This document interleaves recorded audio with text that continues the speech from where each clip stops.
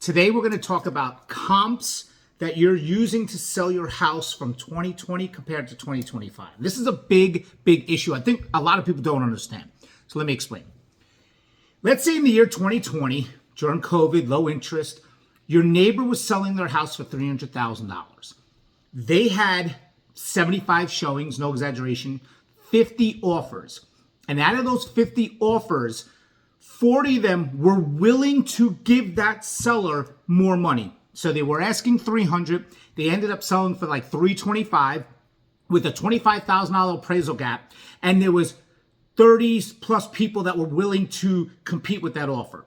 Now, when you decided to sell, you can now say, yes, my neighbor sold for $325,000, but they also had so many buyers that were willing to pay up to that. So I now can justify my price being at $325,000 or even a little bit more because the data shows that I had more than enough people that were willing to give my neighbor that, so I can ask for that, right? Because buyers determine price, and buyers were telling you, hey, I was willing to pay your neighbor more money than they asked. The difference in this market is that is not happening. Yes, there's maybe some hot markets out there if you're commenting, but right now, your neighbor might have sold, but one person might have been willing to buy their home. So let's just say your neighbor was asking $300,000 and that buyer ended up buying the house for $290,000 and they got 3% towards closing costs, right? Now you say, well, they sold for $290,000 or they were asking $300,000. I want that too. You're not understanding. There was no other buyers. There was nobody else willing to purchase that home. There was one buyer.